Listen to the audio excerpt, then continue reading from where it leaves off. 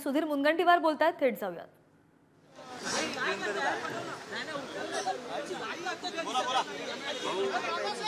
भाऊ, आज महत्त्वाची कॅबिनेट पार पडलेली आहे, अनेक निर्णय देखील झालेले आहेत। साधारणतः मंत्रिमंडळाच्या बैठकीमध्ये अनेक विषयाला शासनाच्या वतीने मान्यता देण्यात आली।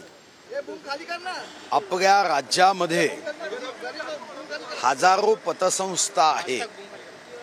या पतसंस्थेमध्ये असणारे ठेवीदार, या ठेवीदारांच्या हितरक्षणासाठी आज 1 लाख रुपयापर्यंतच्या ठेवीचा विमा करण्याचा निर्णय करण्यात आला। पतसंस्था डबघाईस निघाल्यास मात्र पतसंस्थेमध्ये ठेवीदारांनी ठेवलेल्या 1 लाख रुपयापर्यंतच्या ठेवी याला मात्र विम्याचं संरक्षण देण्यात आलं आहे। राज्यामध्ये मोठ्या प्रमाणावर समृद्धी महामार्ग, राष्ट्रीय महामार्ग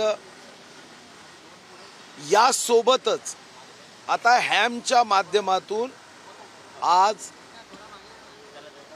MSIDC Maharashtra state infrastructure development कॉर्पोरेशनची निर्मिती करून या माध्यमातून पहिल्या टप्प्यामध्ये 6000 किलोमीटर 28,500 कोटी रुपयाचे प्रकल्प, ज्यामध्ये बैठकीत चर्चा करून हे सर्व रस्ते मजबूत व्हावे, 30 वर्ष यावर देखभाल दुरुस्तीचं काम पडू नये यासाठी 28,500 कोटीमध्ये वाढ करत सारे रस्ते सिमेंटचे करावेत, या बाबतीतही निर्णय झाला।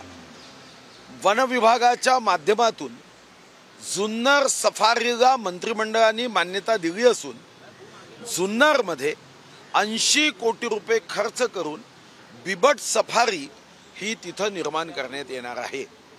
यासोबतच बांबू मिशन, जे अटल बांबू मिशन या नावाने परिचित आहे, यामध्ये शेतकऱ्यांसाठी या अगोदर 25 रुपयाच्या टिश्यू कल्चरच्या मागे 20 रुपयाचं अनुदान होतं।